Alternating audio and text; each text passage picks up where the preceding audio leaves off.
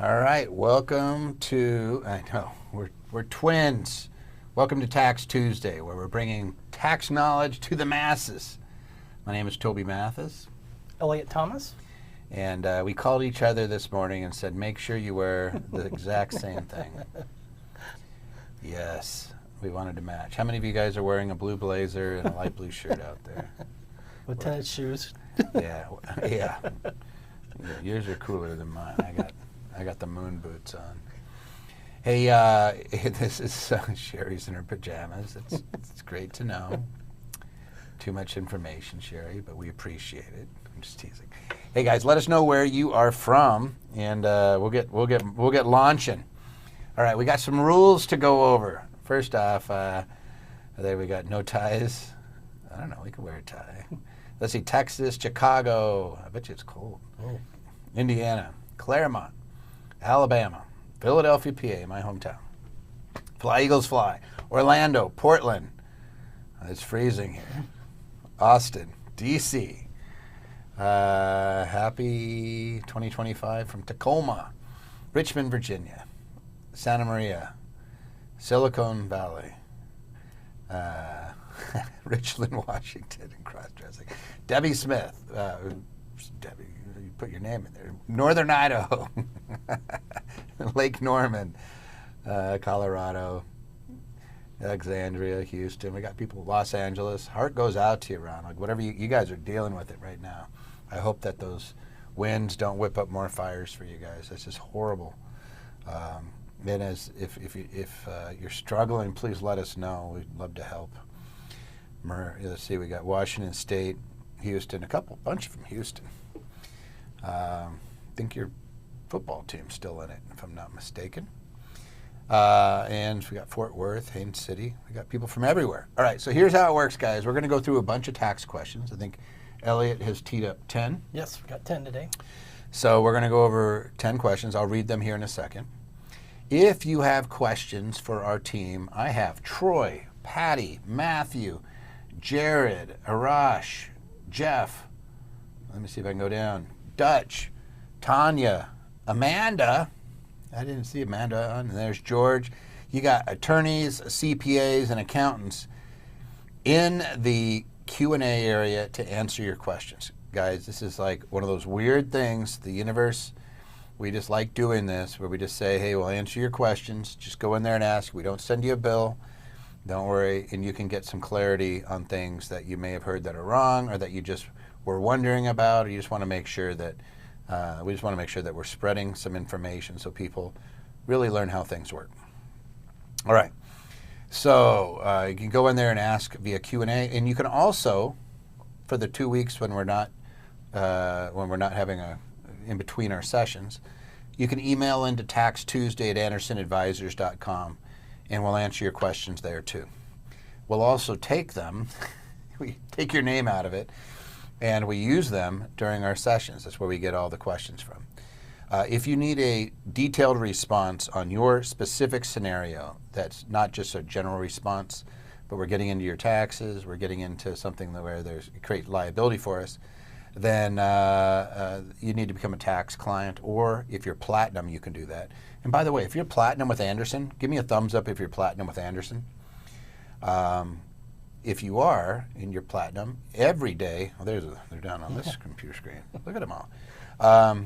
You can go in 9 to 2 Pacific Standard Time and ask questions in the knowledge room at any time. And it's like this format, except all day long, and they bring different experts in, but there's attorneys and accountants on all day that they can answer your question. To make sure that we're getting it. Someone just give us a long chat. Put that into the Q&A so we can make sure we read it. And then Elizabeth says, BOA, does it need to be done? No, it's under, right now, this is good for all you guys. The Corporate Transparency Act, which was passed, I think in 2021, came into effect last year. If you have a filed entity with the state, you had 90 days to file it last year. Like if we did your filing, we did it for you, provided you gave us your information. There's always a caveat.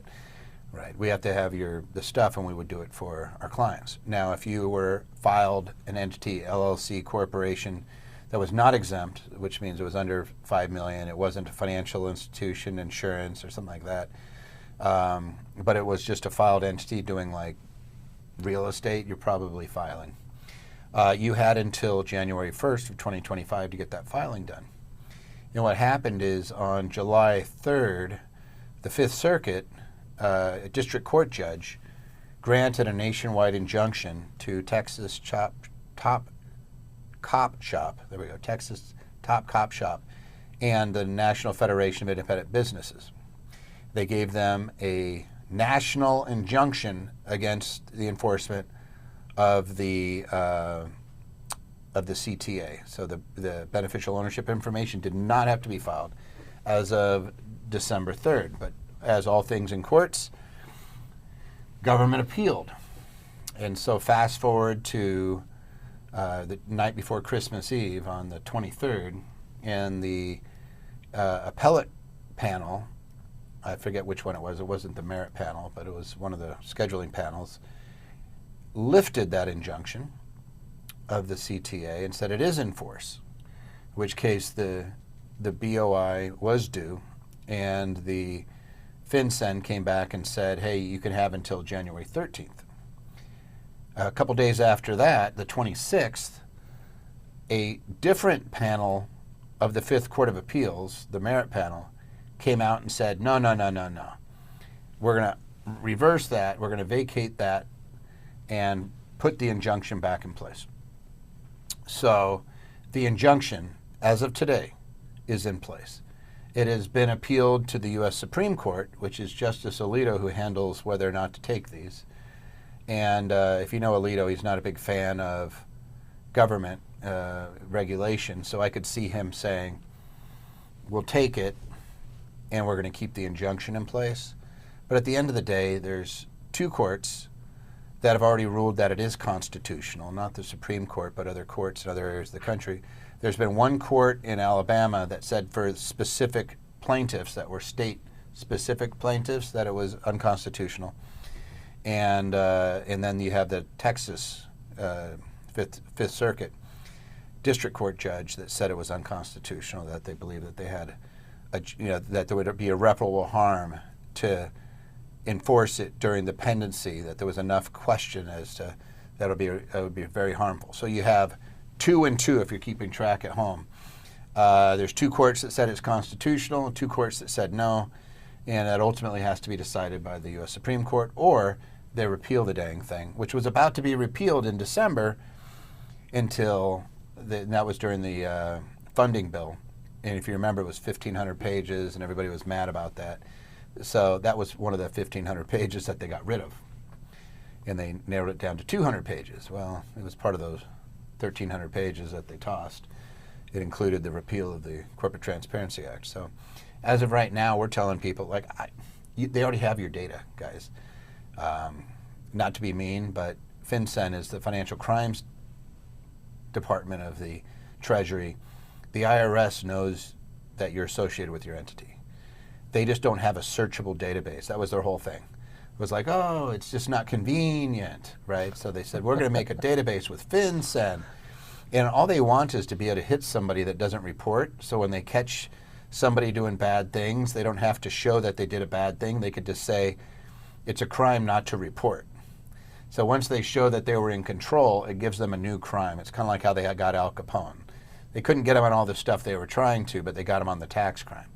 So they're just creating something. And everybody's like, oh, but they're asking for all my civil liberties, my constitutional right. Sorry, you don't have a constitutional right to not disclose your financial information. You're doing it all the time. Every time you file your taxes, when you open up a bank account, it's not a public database. I don't want to get into it. There's always somebody who calls me names when I say that. So my commentary is you could voluntarily file and never worry about it again. So I'm not going to tell you what to do. My partner Clint would probably be losing his mind right now. Like, no. And I'm like, there's like hills you want to die on and hills you don't. So how about this? If in doubt, you don't have to do it, but if you're one of those people that's like, I just don't want to have to worry that the court's going to put the, vacate the injunction tomorrow and I'm going to have 3 days to file this thing. If you're one of those people that doesn't want to have to worry about that, then just do it. They already have it. You have a K-1 on your partnership, or it's showing up on your Schedule E. You didn't trick them. They already know you're associated with the entity. This is really for other people, and specifically they're targeting money launderers because they use third parties all the time as their straw men, and that's what they want. That's what they want to hit. So all the people that are like the government's intrusive. Yes, they are, but they have been since the Patriot Act. You go repeal that. Right? All right, let's get into the stuff. Sorry, guys. I'll go off for about an hour. All right, opening questions. And I'm just going to read through the questions first, and then Elliot will have to answer them all because I'm brain dead today. All right, I have a solo handyman business. So sexist. Handy person. No, I'm just kidding. I have a solo handyman business. Do my hours performing services for homeowners and real estate investors' properties count towards rep hours? Do my hours working on my residence count towards rep hours if I plan to move out and rent the house? I am selling, that's a good question. We'll go through that. Hopefully Elliot knows. I am selling weekly options and was advised to put my brokerage account into an LLC tax as a partnership. Does this expose me to the same tax liability I have now with no LLC? What is the best tax strategy for a brokerage account that is making a large profit that is all from short-term capital gains? So somebody's doing options here. We'll answer that. When calculating the cost basis of a condominium, how does one identify and add the portion of HOA dues spent for capital improvements to the property? That's a mouthful. Hope you know. All right. What happens if I don't issue a 1099 to an outside contractor? How do you expense a virtual assistant who made over $15,000? Good question. How many properties must I acquire to meet the real estate professional status? Good question. I have a rental property that I would like to sell. I purchased it in 1999 for $175,000. The current value is $450,000 to $500,000. How can I reduce capital gains taxes? We got a bunch. I am in a 1031 exchange gone bad. Sounds like a show. Tax show? Yeah, no, like gone bad. Real estate gone bad. What was it, girls? I won't even get into it. All right. Stop it out there. Matthew, unfortunately, knows what that is. I'm in a 1031 exchange gone bad. The funds are with the intermediary in the escrow account. The replacement property seller did not cooperate, and the deal is falling through. Now what can I do? You're living everybody's nightmare with 1031 exchanges. Somebody here advocates the lazy 1031 exchange. We'll talk about that. So hopefully you're on. Can I set up something through my business, a nonprofit or personally, that will allow me to deduct my kids' college education expenses? I love that question. I'm aware of state-specific 529 programs. You don't get a tax deduction for a 529 plan. Nope. Anyway, we'll get into that. I currently have a loan on my solo 401k, and I want to pay it off early and turn around and take out another loan. How do I handle that from a tax perspective? I am a 1099 medical professional. What can I do from now on to properly prepare myself to maximize my tax situation? I'm on the payroll for my S-Corp and managing the 1099 income through the S-Corp. Great job. Keeps the employment taxes low. I don't know if I should be doing anything else. So that'll be fun to talk about. And I think that's all the questions we have for today, right? Hey guys, if you like this type of information, go on to my YouTube channel. That is it right there. Look at that. And there's only 962 videos, probably a few more since this was snipped. But you can go on there and absolutely subscribe. It's free. And especially if you're looking for the Corporate Transparency Act, I'm going to do another video on that probably tomorrow. And then we're going to keep you posted if the Supreme Court takes it up. The Supreme Court had actually requested briefing by the 10th. What's today, the 14th? So you could be hearing anything at any time about whether they take it, whether they continue the injunction. Fun stuff, right? Right around Christmas, they were just bouncing whipsaw. you're enjoying. No, you're not. Yes, you are. There's Clint Coons' channel, and he does a great job. Look at him looking off into the distance.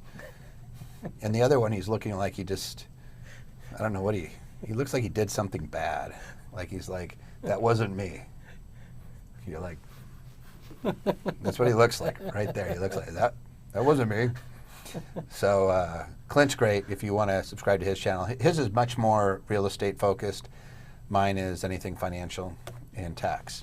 And then, as always, we have the tax and asset protection workshop that we do just about every Saturday. If you haven't been to one, go to one. And it's a lot of fun. And we have really cool people teaching them now. We got Amanda teaching them. We got ex-clients or clients. They're still clients that are still teaching it. And it's great. It's really cool. Whitney's in there teaching them.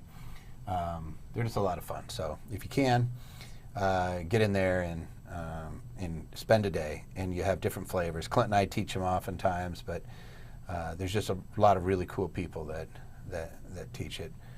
And there's always something to learn about LLCs, land trusts, living trusts even, and then the tax.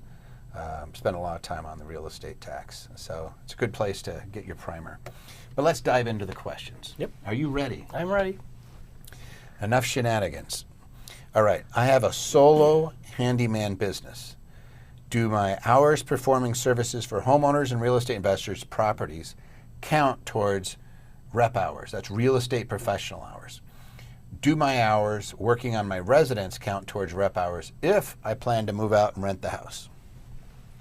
All right, so rep status, real estate professional status.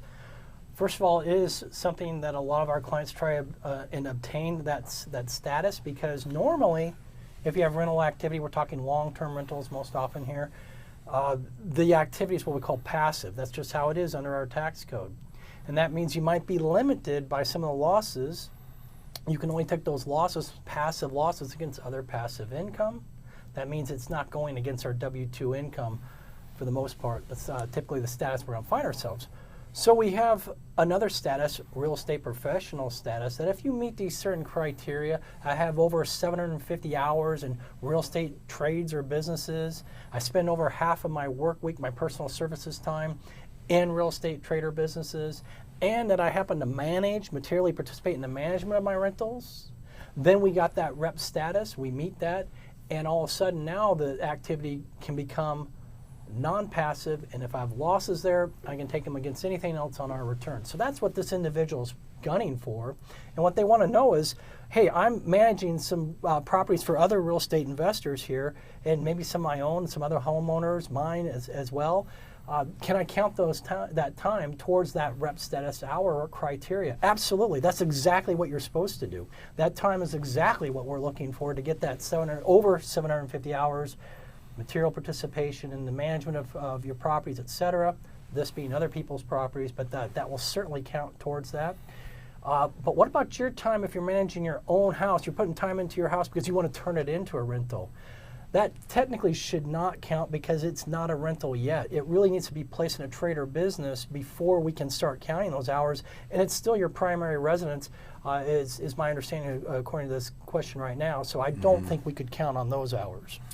Yeah, I agree with you. When the hours have to be something in a trader business that you're materially participating in, and your hours towards your personal residence are in a trader business. If it's a third party, yes. And so for the 750 hours, for sure. And then did you materially participate on your properties? It would not count towards that. So there's two definite silos, for example. And silo one is 750 hours, more than 50% of your time spent on that trader business. You have to meet both of them. So I have to do at least 750 hours, and it has to be more than 50% of my other time. So here he has a solo handyman business. I don't know if they're married or not, but it's immaterial. So as long as they're doing more than 750 hours in that solo handyman business, they're fine. And if they're not doing anything else, then they're going to be a real estate professional prong one, solo one. Then you go to the next step, which is, are you materially participating on your rentals? And here it sounds like it's other investors' properties. So the hours are not going to count towards his until he makes his residence into an investment property. Right. And then you could start counting them. So hopefully he or she is spending their time on a real estate business, on their rentals as well, and meeting the material participation test, which is, there's 7 of them. You could, if you're self-managing, you already won. If anybody else is doing substantial services, then the easiest test to meet is the 100 hours between spouses. You add them both, and more time than anybody else. And then the third one would be 500 hours in the year between spouses. For real estate professional, that first silo, it's 1 spouse. So again, solo handyman business, sounds like they're going to meet it. Then the only question for me becomes, did they materially participate on their real estate? And yeah, if they are doing handyman hours on their personal, on that property that is a rental, then you would add those hours once it's a rental. Yay. Somebody says, how does BOI affect having an umbrella LLC in, say, Wyoming? Salvador, it does not. I see somebody's going to answer it, but it has no effect, because the BOI is a FinCEN. It's a treasury. It's like filing taxes. Those are not a public record. They're not available to the public to review. There is limited sharing of information between FinCEN and financial institutions when they have somebody that they're investigating, but that's it. There's not a public database, so it doesn't hurt you from a privacy standpoint. Just like to make sure people understand that. Anything else you want to add on this? Nope, I think we're good on this one. I have to just give you a report card. You did a good job on that. I am selling weekly options and was advised to put my brokerage account into an LLC tax as a partnership. Doesn't this expose me to the same tax liability I have now with no LLC? What is the best tax strategy for a brokerage account that is making a large profit that is all short-term capital gains? All right, so in this situation, if we're doing some options, maybe short-term, we're looking at the ordinary rates perhaps for all of that. If we don't do anything, we make $100, all that hits our 1040. If we put our brokerage account into just any old LLC that's disregarded to us, that means we own it directly, same result. That $100 still comes onto our return. But what we're asking here is, what if we put it into a partnership? I'd heard talk about a partnership, taxing that LLC as a partnership, putting the brokerage account in it. Well, when we do that, we normally have as the other partner, well, we'll have the individual, and then we'll have a corporation, a C corporation. It's going to own maybe 1, 5, 10%, something in that ballpark. 20%, 30%, could be, if you're really aggressive. Could be any amount. And right there, just by simply doing that, strategy that Toby came up with at the last Tax Cut and Jobs Act, I remember when we had that, you just, let's go with 20%. You just took $20 out of that $100 off your return, put it into the C Corp. So right there you have tax savings on your 1040 without doing anything. So yes, there's going to not, or I should say no, you're not going to have the same tax liability by putting it in that type of partnership. But there's a lot of other things you can do. Your corporation, being the C Corp, being a partner in a partnership, can earn more money through what we call a guaranteed payment. Mm-hmm. That's akin to maybe a management fee. We don't exactly call it that. It's a guaranteed payment. Can't be related to profit. It has to be paid no matter what. Exactly right. It is just that, guaranteed payment. Got to pay it, got to guarantee. So we can put maybe another $10 in for that. Now we've taken another approximately, in that case it would be $8 off of your personal return, put it into our C Corp, and there in the C Corp, we're going to learn through other questions today, we have a lot of reimbursements. We can do medical reimbursement, we can do corporate meetings under the Augusta rule or 280A, accountable plan, we got administrative office, all those ways to get that money that we just earned in our C Corp back to us tax-free. It's a deduction to the corporation at the same time. We just zeroed out all that extra tax, cash in our pocket, and we have less return showing on our 1040. You see, you used to be able to get away from having to do this prior to the Tax Cut and Jobs Act. In 2017, it changed because they got rid of miscellaneous itemized deductions. And that's where you would actually have your expenses. Like if I pay an advisor, I don't get to write that off anymore. I used to be able to write it off, assuming that I didn't, exceed, there was a percentage of AGI that you had to get above, and in the P's amount, there was an additional amount if you were making a lot of money. So, but using the LLC with the corporation, I just found, it's doing this for 28 years, and we started this trader issue back in 97, 98. it was just a mess, guys. Everybody was getting audited, and everybody that was trying to run a business that was trading. How many of you guys remember when you couldn't trade on your phone and you had to use a pager to get notified if your stock was moving? Did anybody of you guys do that, where you had like the pager, and like if your stock moved 10%, you started getting buzzed? There's like one. We got one. Crap. I didn't think I was that old. I thought I was like mid-level here. Like, you guys remember? Yeah, you couldn't always just trade, and sometimes you had to pay $80 to your broker to trade. So it wasn't that common that you had somebody that was trading like they do now. Like, I could sit here during lunch and do 20 trades without breaking a sweat. I'm old, but didn't start trading until 2010. But I just remember that so vividly, and we were fighting over trader status, which is this: when does my trading rise to the level of a business? And the reason is because if you're a tax nerd, you know the difference between investment expenses and ordinary necessary expenses. Investment expense, I can write off what? My interest charge and my margin. That's it. What about if I go to an event? No. What if I get a computer? No. What about a home office? No. You can't write off any of that stuff if you don't rise to the level of a trader business. It was really frustrating. And then everybody would come up and say, well, if I'm trading every day for, an hour, then it's going to work. Like, nobody knew. They still don't know. We say 750 trades per year, 70% of the days, and make it your primary living. Because believe it or not, even if you do that, but you don't rely on that money to make a living, they go, oh, it's not really a trader business. Dumbest thing ever. Like, these courts have just made a mockery of it, because I could get a wrench and some low-cut Levi's and start monkeying around with your pipes and write everything off known to man tomorrow, pretending to be a plumber, right? So you could spend, in some cases, they were denied trader status with $15 million of transactions. 15 million. I don't know about you, but that's a lot of transactions. It's a hell of a lot more than I do. And I'm like, that would be a business. They actually had an office in a brokerage house. Nope, you're not a business. That's the courts. And I was like, psh.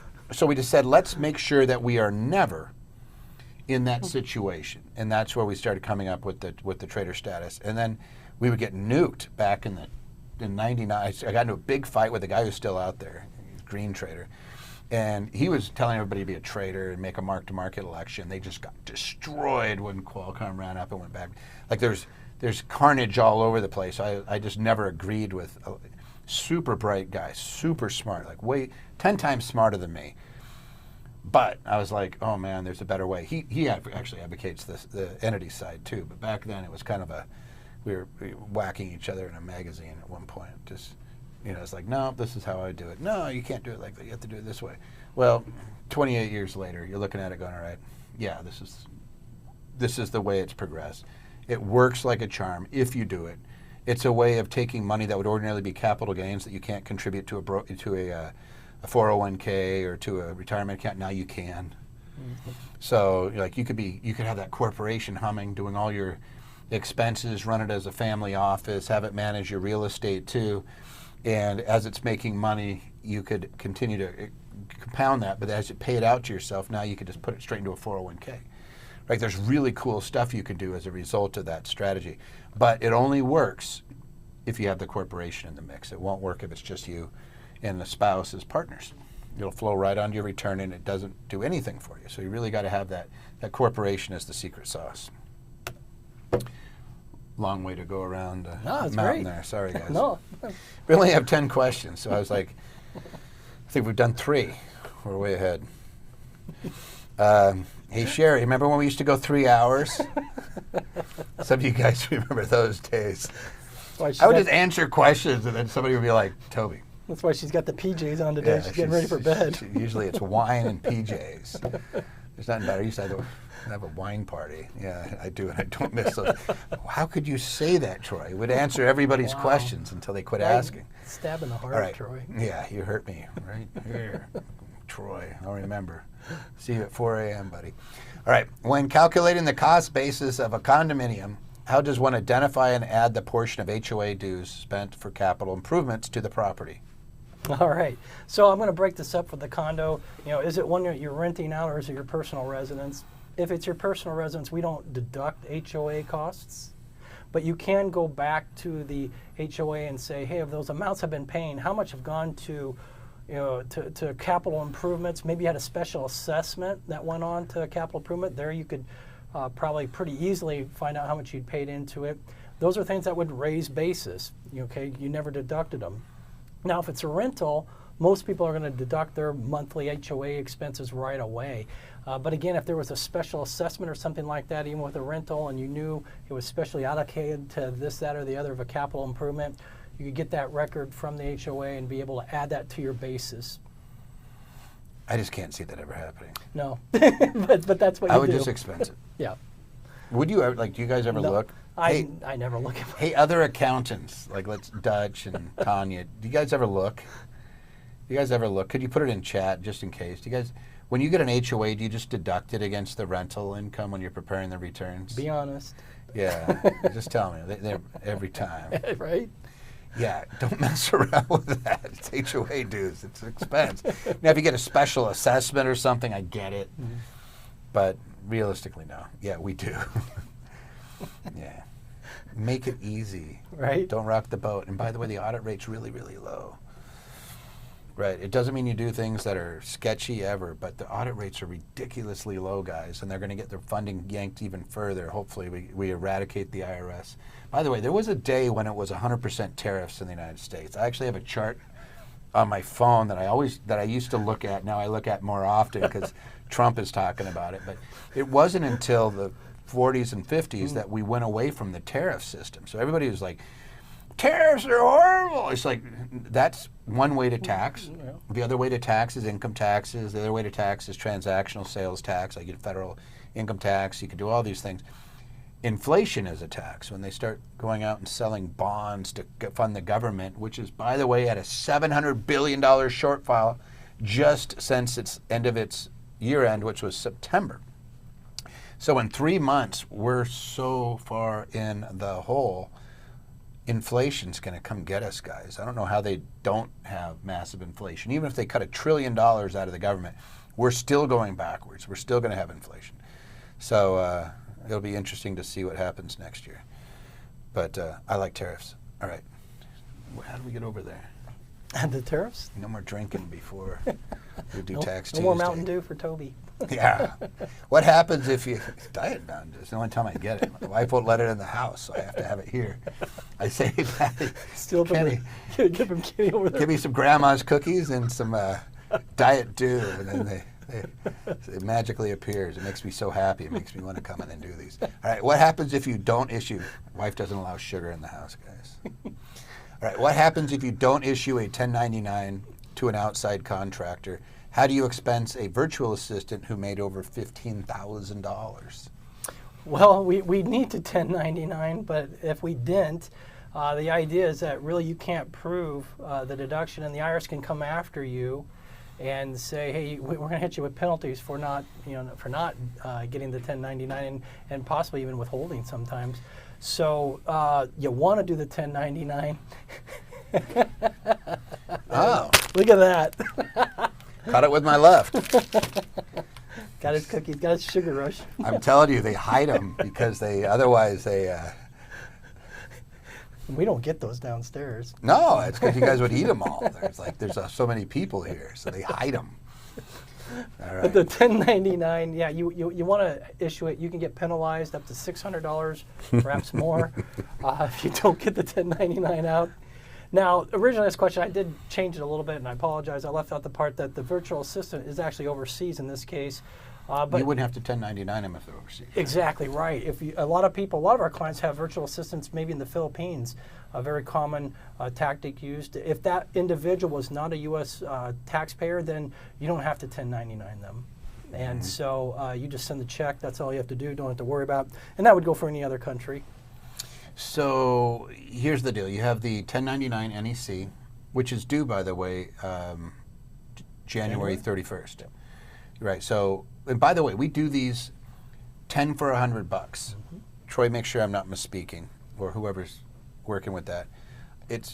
You can get your 1099s done electronically and not have to worry about it if you want us to do it. Put in chat, hey, will you guys just say 1099 help, And Patty will get, it's $10 per filer. You do a 1099 NEC for non-employee compensation. So if you 1099 somebody and they are not a corporate entity, if they are a corporation, S-Corp, C-Corp, you don't have to 1099 them. If they're out of the United States, you don't have to 1099 them. And if you're in question, make sure that you have a W-9 from them. No matter who it is, before you ever pay somebody, get in the habit of just saying, I need your W-9 before you pay it. So if they invoice you, you say, here's the W-9. And then if they say, I don't want to fill that out, well, I don't want to pay you. Right? If you want to get paid, I can't write the check until I get that W-9, because otherwise you'll never get it. What happens if you don't? So let me go through it. There's different levels of penalties. Yeah, Desiree, it's $10 per filer, 1099. Yep, there you go. So Patty, just help these folks out. Just get them to the right party so that somebody could do their 1099s. Yep, there's a whole bunch of them now. You guys are smart. Just get it out of your way, because the penalties, it's like $50 if first month or something like that. And then it goes up to, get this, if you willfully fail to file your 1099, it's $660 per 1099. Even worse, if you file 1099s and you don't have their Social Security number or tax identification number, you'll be charged with holding. And we had this with a doctor who came to us. His assistant had 1099'd all these therapists, and they never got their tax identification numbers. They did it for 5 years. And the IRS charged him all these back, all the withholding and everything else, and the assistant was hiding it from him. So he ended up with about a $100,000 bill. It was horrible. And we fought it. We successfully fought it, thank God, because we were able to because these were all legitimate therapists. So we were able to go get their information, and they filled out and completed the W-9s, and the IRS initially denied it, and then the Office of Appeals approved it and gave all their money back. So, but it was scary. You want to talk about scary, is you paid somebody, plus you're paying about 30% for the withholding. So my thing to you, if in doubt, fill it out.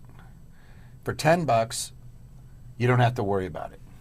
If you're wrong, you could be looking at withholding $699 or $660 per form penalty. And by the way, you could do them yourself, but you have to get an electronic filing number if you're going to file them electronically. Yeah. Well, the IRS is the police agency. Somebody says the IRS is a legal scam. The IRS is put in charge of enforcing the laws. So I feel like the IRS isn't the boogeyman. Some of them are just jerks. Let's just be real. But so is there's jerks everywhere you go.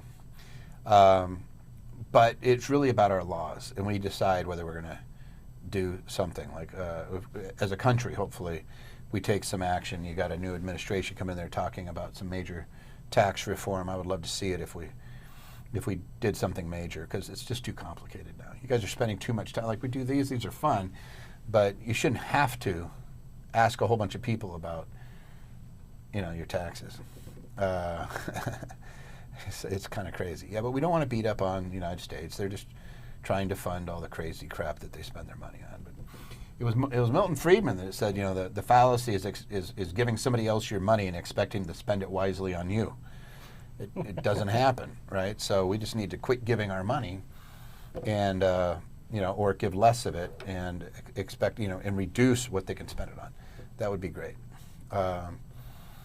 So this is just one of those little potholes that you could fall into, and there's an easy solution. Just do it.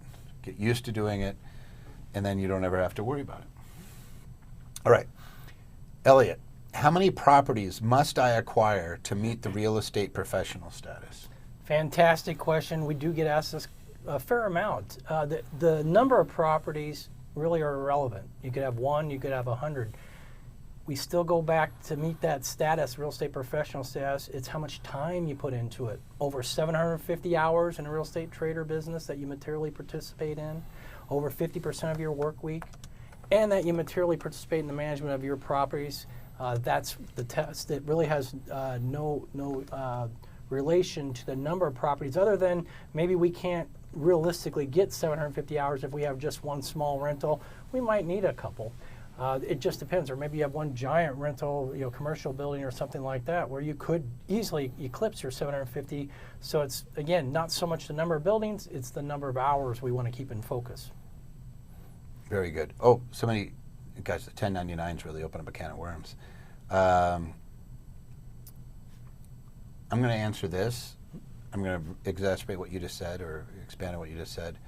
The number of properties matters nothing. There is a case where somebody had one property and they met real estate professional status because he documented he went to the house every single day and putzed around on the house. It was an old retired guy, and he just liked to work on the house. And they said, the IRS said, there's no way you spent 750 hours on this house. And the tenants were all like, yep, he's here every day. He's working on something. And he just liked to do it. It's a lot of fun. Go back to the 1099. Somebody says, hey, do I have to send a 1099 every time I pay a contractor? No, it's once per year. And assuming that they're a corporate contractor. So if you're working with a bigger company, chances are you don't have to 1099 them because they're a corporation. Number two, if you pay them with a credit card, you don't have to 1099 them. So if you pay with a credit card, the credit card company issues a 1099-K. That goes to them, so you don't have to do it. And then the other one is, how do you, like if you're paying a lawyer or something, you always have to 1099 a lawyer for legal services that they're providing. I believe that's on a 1099 MISC. Miscellaneous, yeah. Yeah, I believe that's, maybe, I hope. Right, no, I think you always have to. So if you did if you had somebody represent you in a case or whatnot, yeah, because they don't trust them lawyers to report their taxes. They're like, we know what you guys are up to. You're trying to say that you're not a citizen or something silly, you lawyers, you. Yeah, what do you expect? All right, more fun stuff. How do I get this? There. I have a rental property that I would like to sell. I purchased it in 1999 for $175,000. Their current value is $450,000 to $500,000. How can I reduce capital gains taxes? So we got a lot of fun things we can do here. The quick, real easy, no-brainer answer. You could do a 1031 like-kind exchange. What's going on there? You sell one property.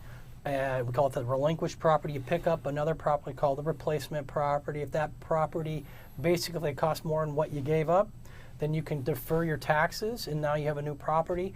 The basis of the old kind of carries over into the basis of the new, and we got a fancy equation we have to go through and a lot of calculations, but that's the general, the gist of it. But there's other things we can do. We talked about, the passive activity rules and things like that. Well, if you've built up a lot of passive losses from long-term rentals over the years with this property, and if you sell it, that releases those passive losses, and that can reduce the amount of gain we have here, or it could pull from some of the other properties you have as well. Toby, you were talking about the poor man's 1031. You want to go through that one? Yeah, so that's a great trick. So this is assuming that you're passive. So you're not a real estate professional and you're not trying to make these into ordinary loss. Anybody that has passive losses, you also have something called passive capital gains. So when you sell that home, and first off, we should be pretty clear here. Just because you paid $175 doesn't mean that that gain is going to be huge, because we want to know what else you did to that property over the years to improve it. So if you bought it for $175 and put $100 into it, you might have a $200,000, $300,000 increase, right? That could be capital gains and depreciation recapture. If I can create enough capital loss, passive loss, not capital loss, but just passive loss, I could offset that passive capital gain with it, and I could offset the tax. What about the depreciation? Would I be able to use it against the depreciation? Yeah, if the more loss we have, the less gain we have, and your depreciation recapture is only going to be based on any gain. So what that means, somebody says, what about you doing a cost segregation? So Irina, you're nailing it on the head. If we can create more passive loss, so this is what I do, because I'm the lazy man, right? I tell you guys all the time, I'm the laziest investor ever. I'll sit there and I'll look at the end of the year, like usually it's in the summer. So probably this coming summer, I'm going to look back at all the crap that I did in 2024. And we sold a bunch of properties. We We do a bunch of nutty stuff. And I'll be like, oh crap, it looks like there's some gain. And then what do? Which building do you want to cost segregate and take depreciation off to wipe that out? Because I'm passive, guys. I don't get to be a real estate professional because my wife doesn't meet the real estate professional status, and I don't because I spend too much time on legal and tax. Yes, I can do a cost segregation. Irina, you're nailing it on the head. You do a cost segregation study, you release a bunch of loss, and then you use it against that gain. And yes, you could do it after the fact. And you could do that on other properties. Doesn't even have to be the one you sold. And somebody else said, what about retroactive depreciation? You forgot to take depreciation. Yes, you could claim it all. I just had that this morning. Yeah, we were just talking about that. Somebody who didn't depreciate for 20 years. And they were like, I didn't know you were supposed to do it. So now. We're going to take it now because you got a bunch of gain. And we're going to wipe it out. And they did 2 improvements. Oh, there you go. In addition. So like there was that. Plus, they might actually meet real estate professional. It sounds weird, but no, that's possible. Because they had a full-time job, but they didn't work at the full-time job for about half the year. So instead they did real estate. So there's always little facts and stuff. So like you guys are realizing this is a little bit complicated, right? So you just want to have somebody who knows it, and then you can ask them, and then they can run it around. And I don't know it all. Elliot doesn't know it all. That's why we have Jeff, Arash, Dutch, Tanya, Amanda, and George. And then sometimes they're like, okay, guys, who knows the answer to this? And sometimes everybody's like, I have no clue. We're like, okay, now we have to research it, really dive deep. Yeah, they see my phone time, I'm talking to my colleagues looking for answers. Stock traders, 750 hours or 50% of your time? No, Laura, that's not. Stock trader is crazy. Like trader status is 750 trades. More than 70% of the trading days, and a substantial amount of your income has come from it. And your trades have to be an average of 30 days or less. And subject to change. But we try to avoid that. Just do the LLC Corp. Works like a charm. All right. Oh, and then of course these people could 1031 exchange. They could do installment sales. There's other things that they could do to offset it. They could see if they have capital gain carry forwards, capital loss carry forwards. All those things we're looking at. So we're always trying to figure it out. Like it's a puzzle. These are the fun ones. Yeah. Yeah, I get a lot. Those are the fun ones. Speaking of fun ones, there's Mr. Coons, and he's talking in front of a building. You can come and learn all about land trusts, LLCs, and asset protection. We teach full-day workshops on Saturdays.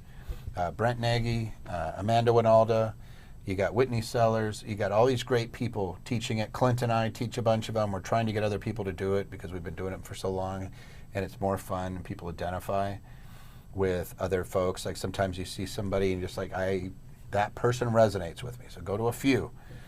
And it's kind of interesting because the average client comes in after about 4 of these, believe it or not.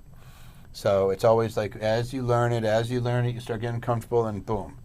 I never want to twist somebody's arm into, on things. You always want them to really learn. You want them to really get what they're doing. And the best way to learn something, by the way, is doing it. So you just get there, get involved, start doing Tax Tuesday, start asking questions. Even if it seems like it's a dumb question, you're like, gosh, I shouldn't be asking that question. Just do it. It's usually the question that everybody else has. Yep. They just want to ask it. Even if you think like, gosh, I can think of 20 questions I'd ask now. I just asked him a question. So, and I forget things sometimes. We just asked Troy. We asked Troy, we asked Dutch, we asked the whole group. So, we just want to make sure. I've learned a lot from it. That's because I learned it from these guys. Yeah, wait. Where's my... I just have... That's the end of the guy. There was one person, but they had multiple hands.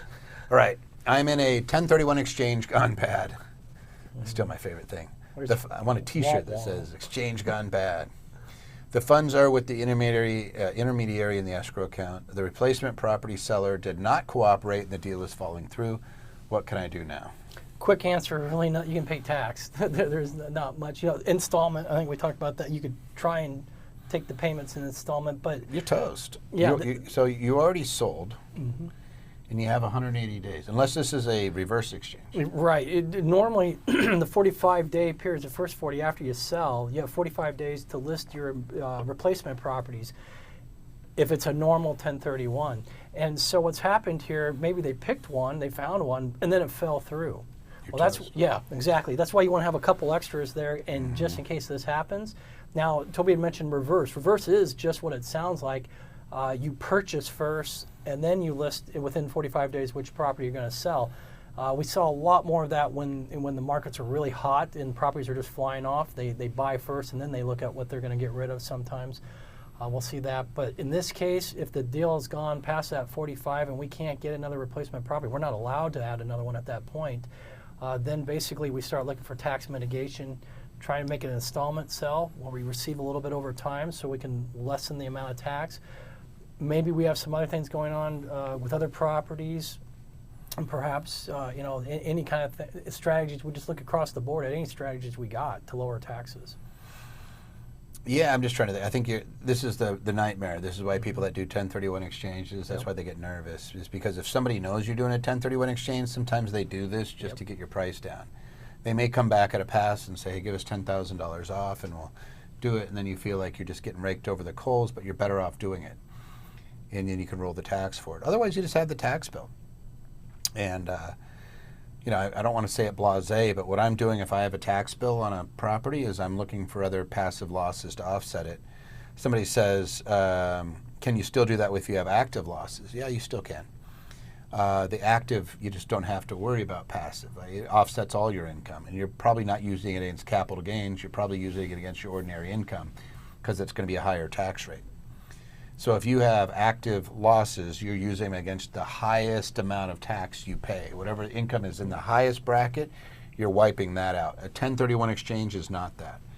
1031 exchange, you're wiping out long-term capital gains, which is capped at 20% federal, 3.8 for the net investment income tax.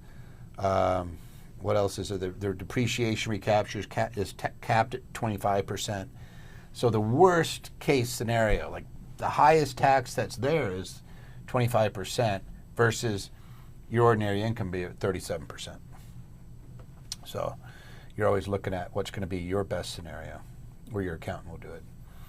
I'm trying to think of anything else you could do. I mean, I'm just looking for I'm probably buying something if it's really bad this year, like if it's going to be this year, I might be looking for either a syndication or something that's going to kick me a lot of loss. There is something else you could do. This is going to sound weird, but you go into oil and gas and intangible drilling costs are treated as ordinary loss.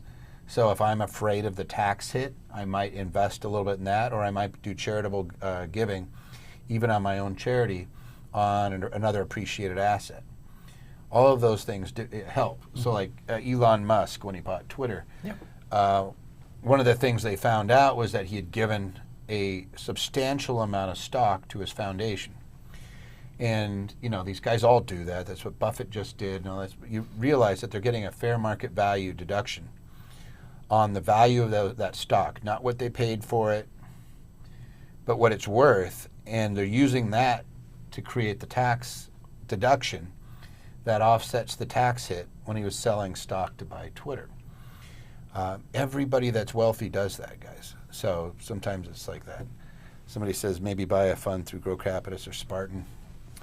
I think you can do a 1031. I think you would have to have identified it, though, right? Yeah, that's the thing. If we've already sold, which it sounds like it's already been kicked into action, we really can't change anything if we're past that 45. Somebody just said, I did that on a buyer in a 1031 exchange. They came down $25,000. Wow. When somebody knows you're in a 1031 exchange, you got power. You got the mark, right? They're like, it's like when they put the mark in front of your house and everybody that sells milk to vacuum cleaners hits your house.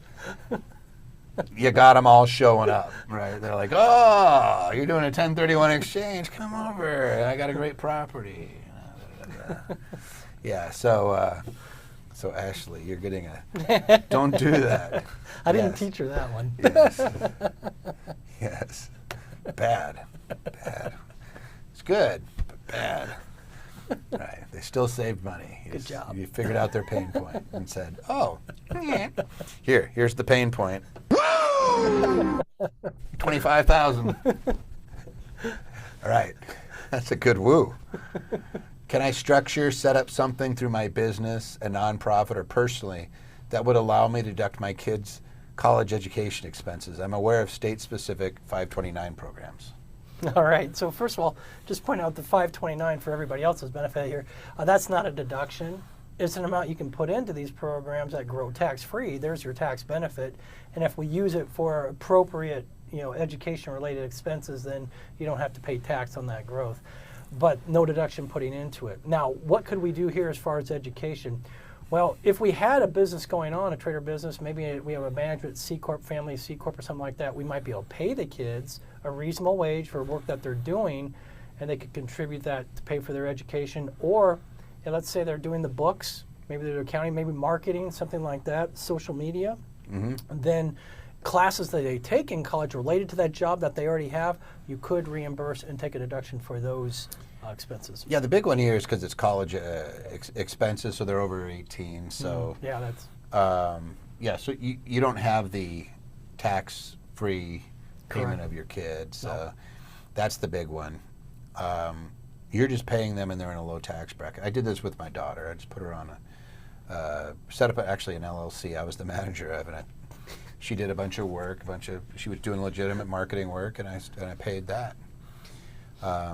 It was at her tax bracket, which was a lot less than mine. That's all you're doing. But no, you're not writing off the education. There is a limited case if you have a real business and you have a really good case that your kid is working in that business and they're increasing their ability to be good for, they went to classes because it's benefiting that business. Mm-hmm. Then you could pay for that class and deduct it, and the kid wouldn't have to pay tax on it. The example that I use is I went to Seattle University, and there was a lot of Boeing people there taking business classes. They were all engineers, and Boeing was paying for their courses. And me going through and just getting my degree, I didn't get a deduction for it. Boeing got to write it off, but it was improving their skill. It wasn't creating a new skill. No. And so that's always the thing. So if your kid's going to college and they're working for a business and they're taking classes that benefit your business, you could write those off. Even if it's earning them a degree, it doesn't matter. But everything else, the answer would be no. Yep. So the trick is getting it to the child at a lower amount. Let's see, somebody says, on the 529 plan, they said you'd get certain state tax deductions. That is correct. Mm-hmm. Right, so you get state, but you don't get a federal tax deduction in 529. No. But you do get some state. That's great. Moving on. By the way, our guys have answered like 160 questions, written questions. So I just want to say thank you to George, Amanda, Tanya, Dutch, Jeff, Jared, Troy is in there. I know Patty's rolling around, Matthew, Jeff. Did I already say Jeff? Jared, and Matthew. I already said Matthew. I'm going to repeat myself now. But all those guys, thank you so much because you guys are just killing it tonight. There's over 500 people just on the Zoom, plus we have a whole bunch on YouTube. Yep. So they're just rocking it. Troy, I think, is handling the YouTubes. I currently have a loan on my solo 401k, and I want to pay it off early and turn around and take out another loan. How do I handle that from a tax perspective? Well, first of all, there really isn't a tax interest here per se because a loan is not taxable. Okay, so you can take it out, no tax. You pay it back. It's just not a taxable event. However, you are limited to the lesser of 50% of your vested amount in your 401k, or $50,000. That's the most we can take out as a loan.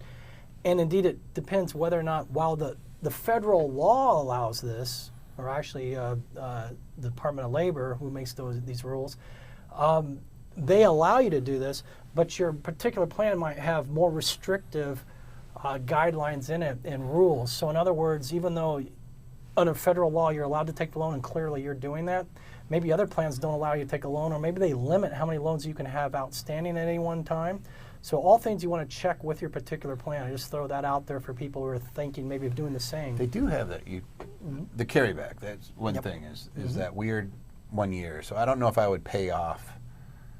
Yeah. Unless it's like $10,000 and you're trying to get 15,000, I think you'd be really safe.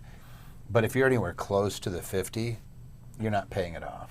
Yeah, if that's another aspect of it. They have a moving 12-month window on this. So Whatever the highest balance. Yep, the highest balance in the last. Minus whatever the balance is when you do the next loan. Yep. That amount is subtracted from the 50,000. And it's either that amount or $10,000, whichever's more. If I remember right. It's something goofy like that. But you don't get to take the 50 anymore. Until after the window is passed. Yeah, so if you just keep the loan and you just get more, the IRS says it's 50,000 or Max. 50%, right? You're okay. But if you pay it off, you're going to have some issues. If you pay it off and then... You could be limited because of your 12-month look back. Yeah. So maybe, let's say you took out 50 a few months ago, you've paid down 15, you might be able to take out a little bit more that way without touching 50 the original. still, 50 minus 50 is 0. Yeah. So, So we'd have to take a look at it and run the numbers for you. you have to calculate. And your plan has to allow multiple loans. Yes. Some don't. Most don't. Oh yeah, some don't, most don't. But again, I don't think I'd be paying it off early, but I would crunch the numbers. We can actually take a look, or you could work with your administrator to see what they say. Because you don't want to be in a situation where you have an unintentional tax hit. Limiting. Yeah. I'm a 1099 medical professional. What can I do from now on to properly prepare myself to maximize my tax situation? Quarterly tax meetings. Everybody. That's always the answer. I'm on the payroll for my S-Corp and managing the 1099 income through the S-Corp. I don't know if I should be doing anything else. Well, first of all, you did probably the greatest thing you could. You put it in an S corporation. You got that 1099 coming to you. You got it off of Schedule C, so it doesn't hit there. You don't have the high risk of audit. You got savings on your self-employment taxes, and we can do other things such as if you're getting W-2 in there, a W-2 reasonable wage, you can put into a retirement plan such as a DB plan. That's, that has the hugest payload towards retirement right there. We got the accountable plan, which could be administrative office reimbursement, mileage reimbursement, corporate meetings under Augusta Rule, or 280A as we call it. So we have a whole lot of things. So you did a great first step here. You got that S-Corp set up. You got the money coming in. Now we can just sit there and play with the numbers and see what you like best of all those options. The biggest thing that you're going to see, Doctor, is probably a defined benefit plan, depending on if you have other employees. But with the defined benefit plan, we have clients that put $300,000, $400,000, $500,000 a year tax-free or tax-deferred into those types of plans. Cash balance plans, the same thing. There's a really great guy, Jeffrey Mason, who works over at Redwood, and he's works with a bunch of actuaries. They can run your numbers for you. So if you just reach out, happy to put you in touch with the right people. But you can get massive deductions, especially like most medical professionals I know. It's, you're, especially when you're putting your head down and you guys are working those ridiculous hours and you're crunching away. Those are your big years, and it's sad when they get into the highest tax levels. And in some cases, you're paying over 50% in tax. And I know that you wouldn't be doing that deliberately because it's a law of diminishing returns. Right? You're working too hard for too little at that point. So yes, there's things you could do: short-term rental, DB plans, charitable, creating charities, doing donor advised funds. Oil and gas is always a good one. Real estate professional with another spouse. You could do that. All of that. What if I didn't put the medical expense on my W-2 or join the Platinum Knowledge? What does it say? I have an S-Corp and I'm an employee for my Corp. You could still write off medical expenses on your 1040 if it's self-insured, but you're just not able to do like on a C-Corp. You can reimburse 100% of your medical, dental, vision. You can only write off the insurance premium, and assuming that it's high deductible plan, you could still do an HSA. In an HSA, you get a deduction. I think it's $8,300 this year. Family, yeah. For family, yeah, and then you could use it immediately to cover expenses, but you're getting a deduction for it. Oh, hey, look, you can always do YouTube. Did we mention YouTube? please subscribe if you can. It helps, and you get notified whenever something cool comes out. And there's Clint's as well, and you can, some people just go and look at his pictures. So you can do that. Just kidding. No comment. We did find Clint on the dark web at one point. I'm not going to talk about that, But you are going to bring it up, apparently. not going to give you the sordid details. No, it's but he has a great YouTube. So if you like the combination of, I'm more tax and financial. Clint does a lot on real estate, asset protection. They're great. And of course, come and join us for the tax and asset protection workshops if you've never been to one. And send it to anybody else. They're free, so you can always send somebody a link and say, hey, check this out. Let's see, something else. There we have the Questions Tax Tuesday at Anderson Advisors. You can always send in your questions, and then you can always visit us at Anderson Advisors too. So there you go. Hey, Troy, send me that question because I don't know what that is, but we'll address it. All right. So in the meantime, you got 2 weeks, so you can certainly email over Tax Tuesday at Anderson Advisors. We'll answer your questions, and then we'll also take them and put them in our show. In our show, yeah, we get hundreds, so it's not for sure that you get it, but we like to grab them, and we always like to see what's the question everybody has. And in the meantime, have a great 2 weeks. Yes. And Elliot, thanks again, sir. Thank you. Good to be here. Guys, go out and do good things, and you get a star. You've spent enough time learning about taxes. Now go do something fun.